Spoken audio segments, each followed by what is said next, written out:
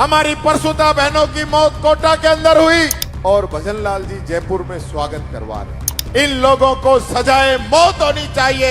Murder किया इन लोगों ने। सरकारी स्कूल को छोड़ के प्राइवेट स्कूल में पढ़ रहे हैं तो शिक्षा मंत्री जी ये किसका निकम्मापन है ये भी बता देना आप। दुर्भाग्य देखिए राजस्थान के कैसे कैसे नमूने फिट हो गए जो बैठ गए।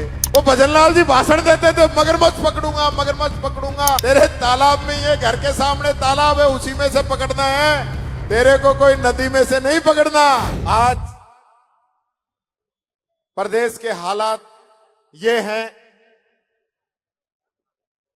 कि जेल के अंदर जो राजस्थान की सबसे हाई सिक्योरिटी जेल है उसके अंदर मर्डर हो गया है। बिजली की लाइन टूटने से 3 दलित व्यक्ति मोटरसाइकिल पे जलकर मर गए हैं। आमेर के अंदर एक रिजॉर्ट की दीवार गिरने से 3 मजदूर मर गए हैं। लगभग 1 दर्जन हॉस्पिटल के अंदर एडमिट हैं। और मुख्यमंत्री जी के दौरे की वजह से एक बहन का आधा शरीर जल गया है और भजनलाल जी जयपुर में स्वागत करवा रहे हैं। यहां जो चिकित्सा मंत्री ने बयान दिया है और भजनलाल जी वहां स्वागत करा रहे हैं, लगभग बरोबर सी बात है, कोई ज्यादा अंतर नहीं। संवेदनाएं मर चुकी हैं।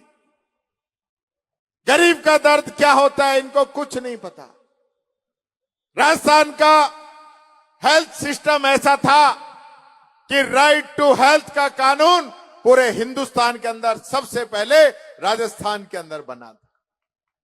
निशुल्क दवा, निशुल्क जांच, चिरंजीवी बीमा योजना, 25 लाख तक का इलाज फ्री, 10 लाख का दुर्घटना बीमा, आरजीएचएस जैसी योजनाएं राजस्थान के अंदर बनी और गुजरात और भारत सरकार के अधिकारी कर्मचारी नेता या राजस्थान की स्कीम को देखने आते। आज हालत क्या है? पानी के इंजेक्शन लगाए गए हैं।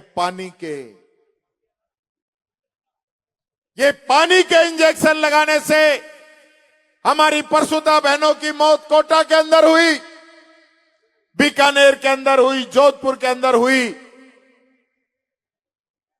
ये इंजेक्शन बनाने वाले और इन इंजेक्शन को खरीदने वाले इन लोगों को सजाए मौत होनी चाहिए। मर्डर किया इन लोगों ने। आज सरकारी हॉस्पिटल के अंदर गरीब आदमी जाते हुए डरता है,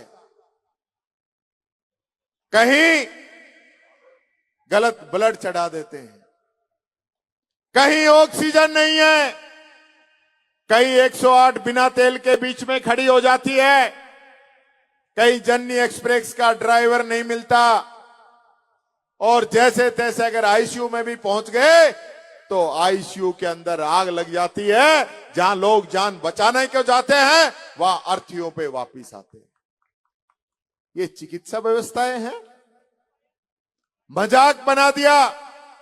बच्चा स्कूल जाता है, बिल्डिंग गिर जाती है।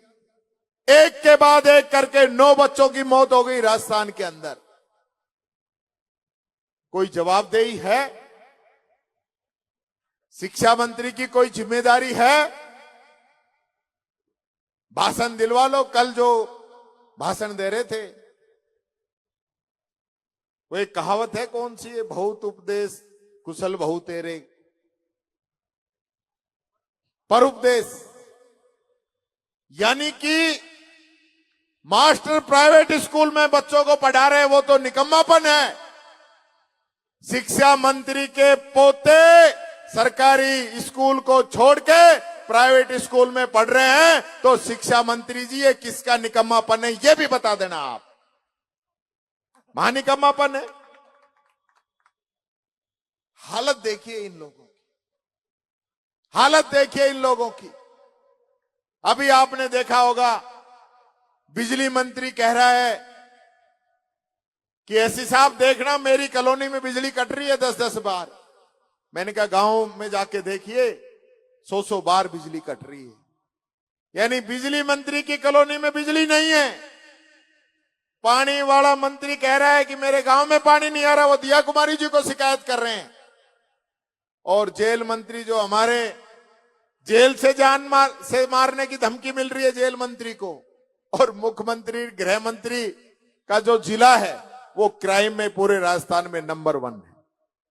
दुर्भाग्य देखिए राजस्थान के कैसे कैसे नमूने फिट हो गए जो बैठ गए सीटों के ऊपर। पर्ची, और पर्ची के साथ साथ खर्ची और आ गई, खर्ची और निकली है 2.5 करोड़ रुपए के आसपास।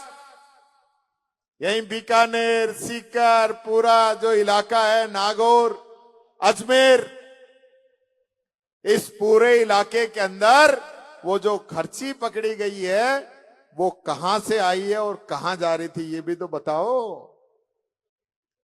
वो भजनलाल जी भाषण देते थे मगरमच्छ पकड़ूंगा, मगरमच्छ पकड़ूंगा। अब पकड़ ले मगरमच्छ, हाँ पकड़ ले। अब तो तेरे एक तालाब में ही है, तेरे तालाब में ही है, घर के सामने तालाब है, उसी में से पकड़ना है, तेरे को कोई नदी में से नहीं पकड़ना। 10 दिन से एक बयान नहीं आया है।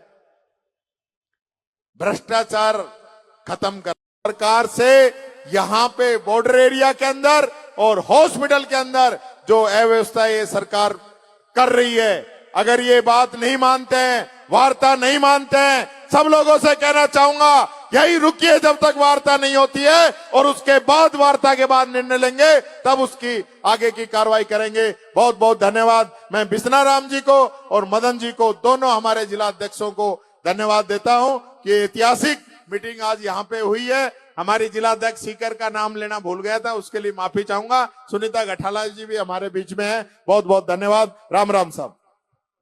धन्यवाद, धन्यवाद टीकाराम जी जूली साहब।